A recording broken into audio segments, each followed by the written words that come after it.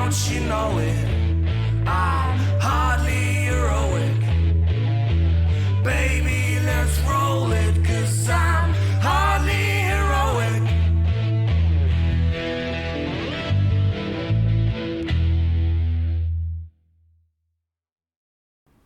Korgir sniffed at the air. Smoke and ash wafted along the breeze, along with the fresh scent of blood. He stared down at the captives as they huddled together in the pit. For 5 weeks now, the Chaos Forces had kept up a siege of Akendorf. For 5 long weeks, Korgir had sent his warriors to assail the walls, and for those 5 long weeks, the accursed men had rebuffed their assaults. At first, they had been optimistic to catch the town unawares with a night assault upon the walls. Somehow, hidden sentries, those blasted and hated elves, had seen the attackers and killed them from afar with bows, raising the alarm in the process. Their next assaults were far less subtle, but also far more costly.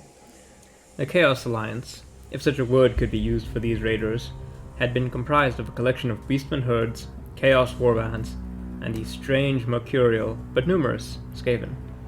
With Korgir in command, their forces had assaulted the walls numerous times, with most of the casualties coming from amongst the Skaven.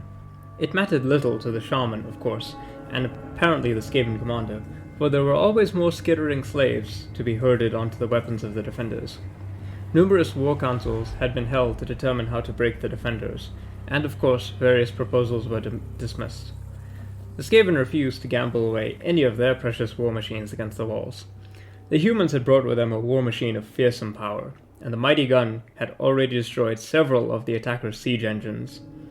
Korgir had beasts of great strength, dark and twisted creatures that he knew could take down the walls, if not for that damnable gun. The Chaos Warriors had also proved equally useless, at least in Korgir's eyes. They were unwilling to commit to a full frontal assault against such a heavily entrenched position. The Chaos Warlord Floki was a devotee of Khorne, the blood god, but he was no fool. Korgir knew that he only kept the red-clad warrior in line by the thinnest of margins. Sending in the Northmen into a suicide attack would only see them turn their axes on the beastmen. So it had come to this then. Korgir, out of options, had decided to gamble on a magical spell to bring down the walls. Magic would succeed where muscle had failed. So then, they had gathered the sum total of their remaining captives, the pitiable fools who had not fled inside the city when the Chaos Army arrived, and then, of course, prepared to slaughter them. As a new day began to dawn, no one in Akendorf could hear the tormented song of their undoing echo from the dark forests. Merry counted to 20 with his eyes closed. By the time he did, he heard a great thunderous crack. The great cannon, Brunhilda, roared, and from his vantage point in the central keep, he could see ogres and men hastening to reload it. It was a new day for Akendorf, and yet another in the ongoing siege. The halflings, their small company of a few dozen, were billeted inside the castle at the request of the wizard Gregory, that same wizard who now stood somewhere near the walls trying to aid the defenders. The Chaos Forces had launched a probing attack, nothing too serious, but nothing so insignificant that the cannon would not be needed. Mary, having no experience of siege warfare, had thought it would be a simple affair. When the first attack of the brutes had been repulsed quite easily, Mary had been positively elated. He and his brother had even talked about sneaking out of the city to forage. The next few assaults, however, had disabused him of that notion. The Chaos Forces had assailed the walls with great numbers of soldiers and beasts and worse things. With every assault they grew closer to the walls, and of course, closer to taking them. Not to mention night attacks from those rat-like beastmen who tried to clamber over the walls and kill people in their sleep. Barnabas had even fought one trying to sneak into the keep. Eventually, the two brothers had decided to sleep with their weapons on them, taking turns to prevent another ambush. Though not as powerful as Gregory, Mary felt something strange upon the winds of magic as the Chaos Army prepared for yet another assault on the city. Something dark was stirring. Gradually, fear turned to realization, and Mary rushed from the room down to the battlements. He only hoped he was not too late. Gregory held on to his staff as the soldiers rushed about him. They were all shouting, trying to respond to orders as a massive horde, larger than any they had ever seen before, assembled out in the forest. Gregory could see Magnus sending out riders to mobilize the whole garrison, while both elves and ogres made their own preparations. As soldiers prepared their weapons, Gregory rushed towards the keep, hoping to seek shelter amongst the walls, as the soldiers prepared for battle. He felt a slender hand arrest his progress, and he spun to see a stoic face of the elven mage, calling for his attention. Master Elf, I must beg your pardon, but I must be away." My dear halfling, you can feel it upon the winds, can't you? Foul magic is brewing. While these men busy themselves, you and I are needed elsewhere. We must find Lord Magnus. Gregory gulped with anxious understanding. Of the mortal races of the world, elves were by far the best mages, and this one was easily the most powerful Gregory had ever met. So, with some trepidation, he followed the elf and his bodyguards. Korge felt the hot blood on his face, the shrieks of the dying people. He focused solely on the ritual bindings for his spell. The other lords in the armies had gone to marshal their forces in anticipation of the spell's effect, leaving Korge and his bodyguard alone in the forest. The dark words of power flowed into his mind, in the true language of the gods. Not the mere mortal tongues of man, but the true words of power, of chaos. As the blood of the slaughtered fueled his magic, Korge felt himself become detached from his body as the wings of magic began to swirl around him. He focused on the object of his hatred, the accursed walls of the city, the damnable artifacts of decadent civilization. The practice of sorcery is a complex one, but the beastmen had a primal understanding of magic.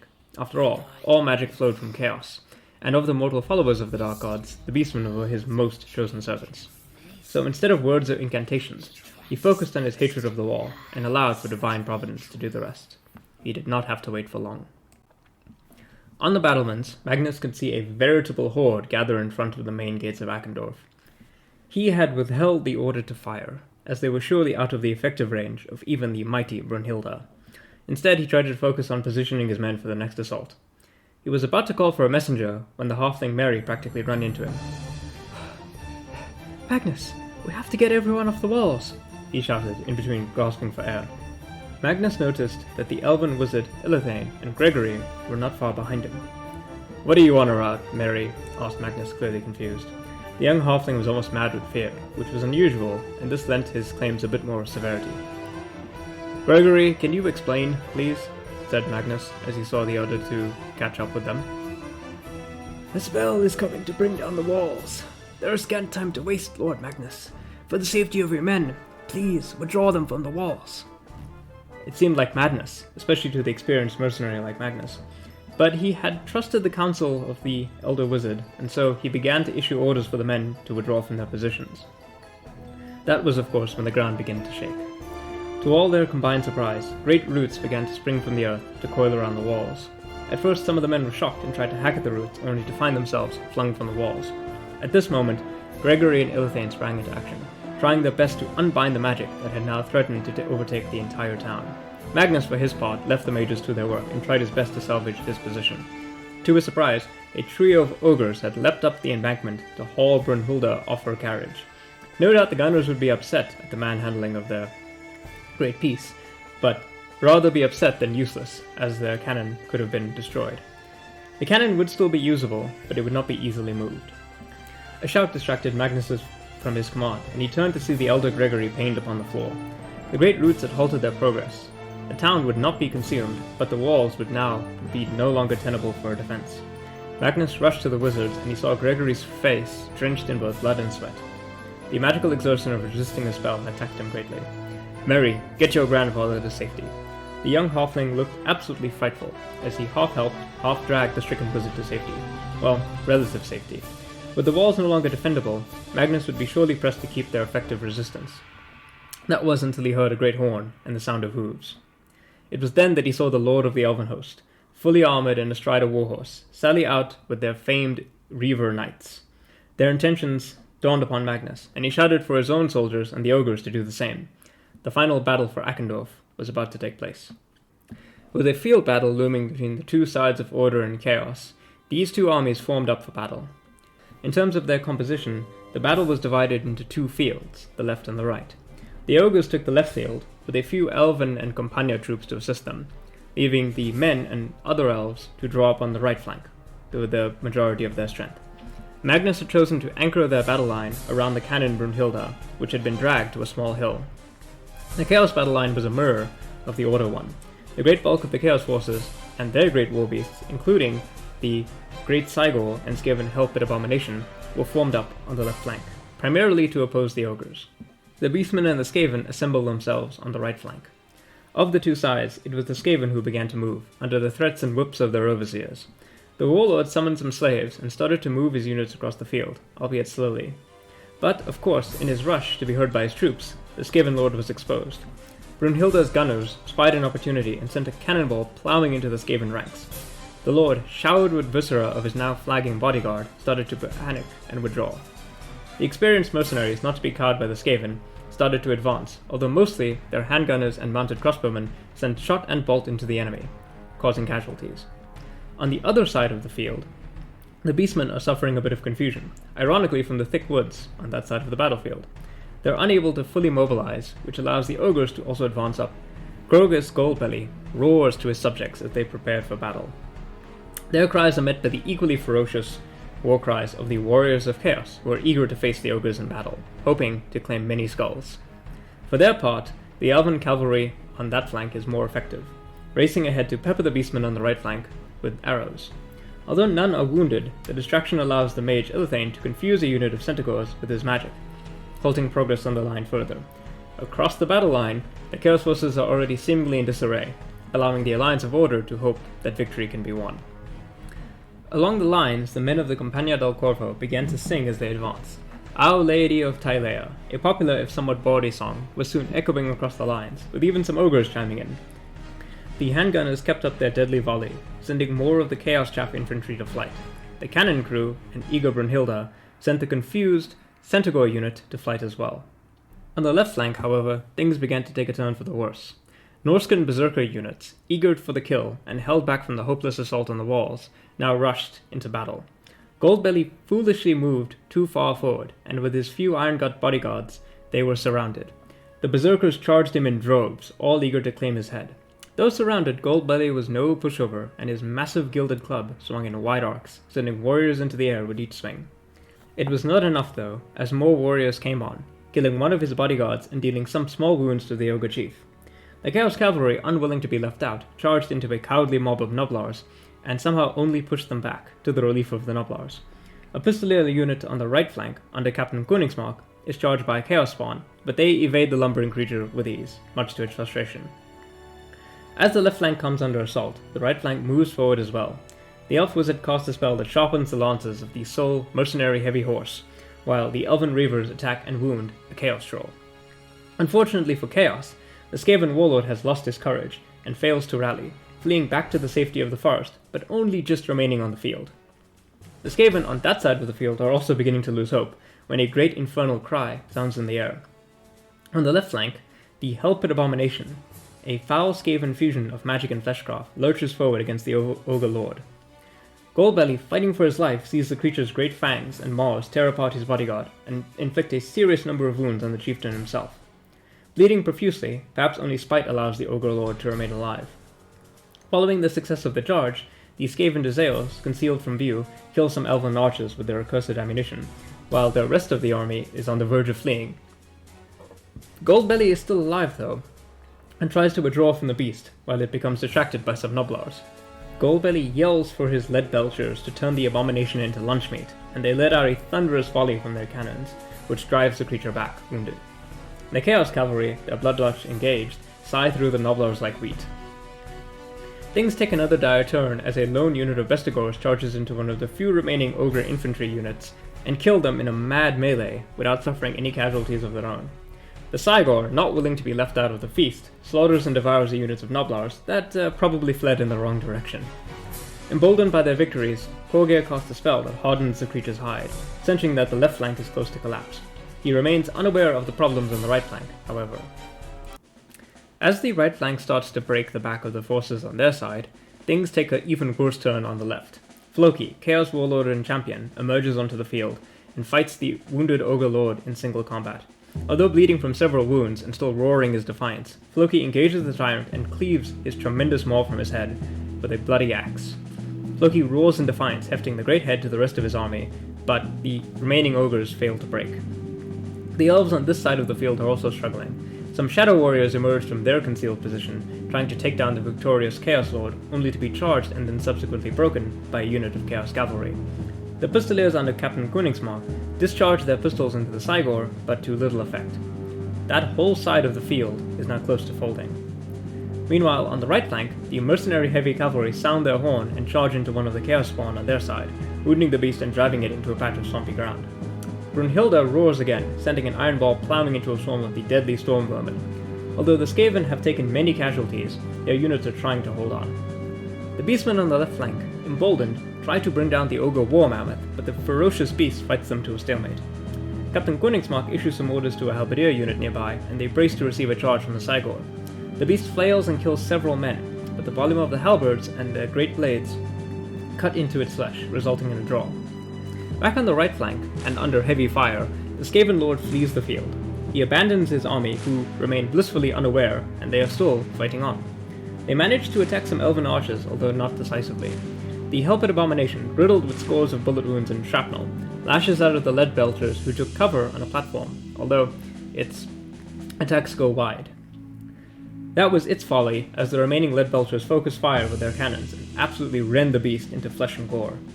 To the puzzlement of the ogres, hordes of tiny rats swarm out from the corpse, although they pose little danger now. The war mammoth, ironically, gores the bestigors to death with its own huge set of tusks, while the lead belters form up in a line for their final desperate stand. Gunfire keeps a unit of cavalry away, and the tide of pressure begins to ebb on the left flank. Magnus orders the Campania forward, and across the lines the drums of war begin to sound as the Campania forces charge into the Skaven. Bereft of their leader, and with the elves harrying them, the great mass of Skaven and the few remaining Chaos forces on the left break and flee. The right flank has been secured, with little cost to both men and elf. On the left flank, however, things are far more dire. A unit of elven spearmen sent to anchor the ogre's own left flank were charged by the Chaos Horsemen, and despite the elven discipline, broke under the assault. The Kraid's berserkers, led by the now howling Floki, charge the line of the lead belters, who cannot fire their cannons in time. A tide of gore is unleashed as the ogres desperately club at the men with their cannons, only to fall to the oncoming screaming wave of axes and swords. As the last ogre falls, the Chaos Warriors hear the sounds of the Campania Lolkova redeploying from the right flank.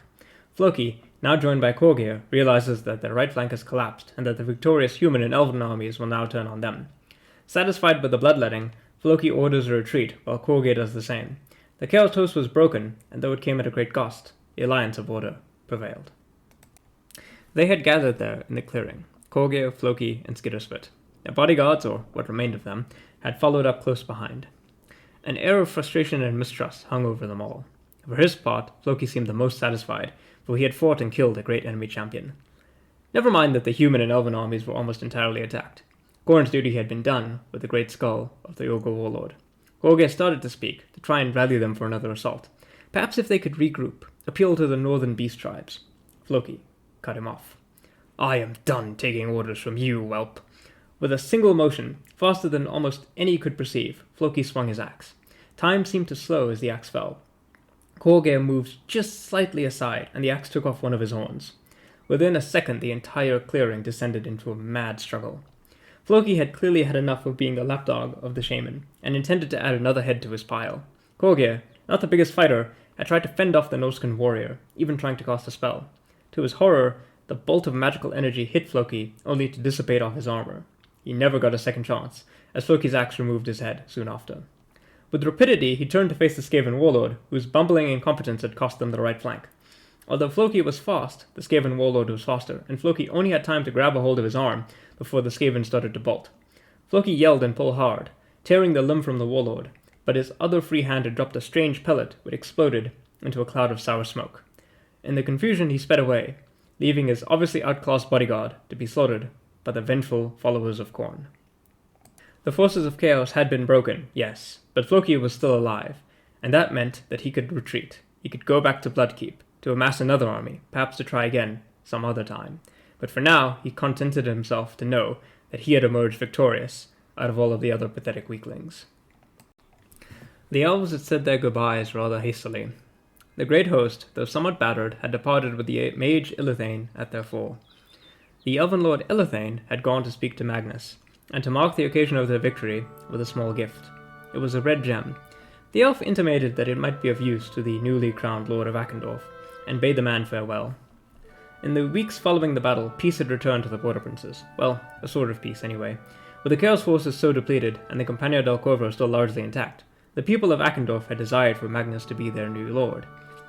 With some careful manipulation from Ernesto, the previous mayor had abdicated his position, proclaiming Akendorf to be the new domain of the newly crowned Prince Magnus. The ogres who had suffered much were sent away with rich plunder, as was their right for their service in the battle. Magnus did not know what became of them, but the ogres would be both frequent allies and enemies in the years to come. For his part, Magnus had sent Ernesto back home to Marienburg. News would have to be brought to the House von Ravensburg, and Ernesto assured Magnus that more soldiers and settlers from their land would come to help defend this new claim. A few months after their victory, the new Prince of Akendorf walked with a trio of halflings as they made ready to leave the city. A set of great wagons, loaded with some plunder, from where Magnus did not ask, but mostly food, was ready to leave. An escort of men-at-arms was preparing to bring the halflings back to the moot. In other circumstances, it might have seemed almost comical, but the brave halflings had contributed to the defense. Without Gregory, the chaos spell might have overtaken the entire city, and without Mary, Gregory might have died of the strain. They now walked leisurely as Magnus prepared to see them off. Master Gregory, I trust that these arrangements will be suitable for you and your people. Oh yes, my lord. This humble wizard could not ask for more, really. He also carried a bound volume of leather books that he held quite tightly. I take it then that these tomes will help you with the troubles, said Magnus, almost conspiratorially. Yes, they shall help us quite nicely. We bramble patches are not so easy to get rid of. That you are. Magnus looked at Mary, who was, as his habit these days, was reading the book. And what shall you do, young halfling? Asked Magnus, jolting Mary to attention. Mary scratched at his chin, trying to think of a suitable answer. I believe I shall write a book about my adventures and the siege. Magnus gave him an approving look. Someone will need to write about the struggle here. Many brave warriors died to defend the city. Magnus looked away, almost sullen at that thought. They had reached the wagons, and many halflings were scrambling aboard or rushing to mount ponies. Barnabas was already seated on a wagon, pies in hand for the journey. That left Mary to help their grandfather up. Good day to you, Prince Magnus von Ravensburg. Come visit any time. He waved as they departed. Of course, my friends. I shall see you again, in a far greener country under a swift sunrise. The end.